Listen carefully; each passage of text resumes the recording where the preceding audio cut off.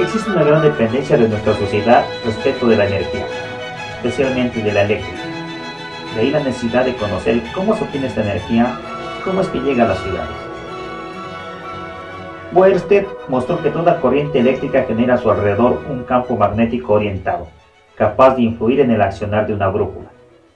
Este hecho se aprovechó para obtener campos magnéticos de mayor intensidad magnética. Para ello se enrolla un alambre en un material ferromagnético, por ejemplo un clavo, obteniéndose un electroimán. Faraday observó que la variación de un campo magnético induce en un conductor una corriente eléctrica. Posteriormente se estableció que la corriente inducida depende de la intensidad del campo magnético, de su variación y del número de vueltas que conste la bobina que recibe la corriente. De manera experimental, se utiliza una bobina de alambre magneto del número 20, que consta de 3000 vueltas, a la cual se le conecta un LED. Al mover un imán de neodymio de 1 centímetro de diámetro, el LED se prende y se apaga. Se produce una fuerza electromotriz inducida, ya sea gira una espira o alambre, o bien un imán. Los extremos de la espira se conectan a dos anillos que giran con ella, tal como se ve en la figura. Las conexiones al circuito externo se hacen mediante escobillas estacionarias en contacto con los anillos.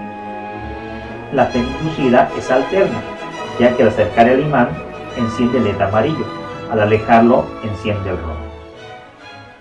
El experimento anterior nos mostró la manera de obtener energía eléctrica para iluminar solo dos LEDs, requiriéndose bobinas de mayor tamaño para obtener mayores cantidades de electricidad. Esto se logra a través del sistema turbina-generador. La turbina recibe la energía mecánica y transmite su movimiento a las bobinas del generador, induciéndose la energía eléctrica. Si el movimiento que recibe la turbina se debe a la caída del agua almacenada en una presa, se tiene una central hidroeléctrica. Si el movimiento que recibe la turbina se debe al flujo de vapor de agua calentada por carbón, se le llama central termoeléctrica convencional. Si el vapor proviene del núcleo de la Tierra, se tiene una central geotérmica. Si el movimiento que recibe la turbina se debe al movimiento generado por el viento, la central es llamada eólica. Cuando el vapor del agua se genera por la reacción nuclear de fisión, la central es nucleoeléctrica. Esta, por lo complicado de la eliminación de sus desechos o por el tiempo de degradación de las sustancias, se considera que genera mucha contaminación. Los nuevos procesos intentan utilizar la descomposición de las sustancias orgánicas mediante el desprendimiento del gas metano, el cual a su vez al quemarse calentará aguas. A este proceso se le llama central eléctrica a base de la biomasa. Al utilizar las diferencias en la altitud de las mareas, se obtienen procesos de poca contaminación, aunque estos pueden afectar el medio ambiente, teniéndose la central maremotriz. Quizás el proceso que provoca menor contaminación sea a través de la energía solar, aunque esta requiere de buenos procesos de almacenamiento, pero que se podría aplicar directamente su uso en casa.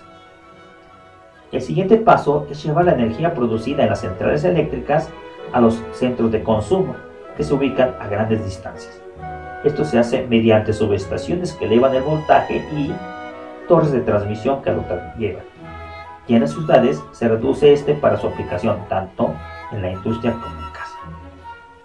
El esquema nos muestra las tres etapas importantes de la electricidad: su generación en centrales eléctricas, una hidroeléctrica por ejemplo, su transmisión con uso de transformadores y torres de cables eléctricos, y finalmente para su distribución, la reducción del voltaje con el uso nuevamente de transformadores. Finalmente le damos uso en las diversas actividades, ya sea en casa, para nuestro entretenimiento, recordemos cines, antros, juegos electromecánicos, como en el transporte, en las comunicaciones o en los hospitales, así como en las diversas industrias. Locutor: Jonathan Torres Barrera.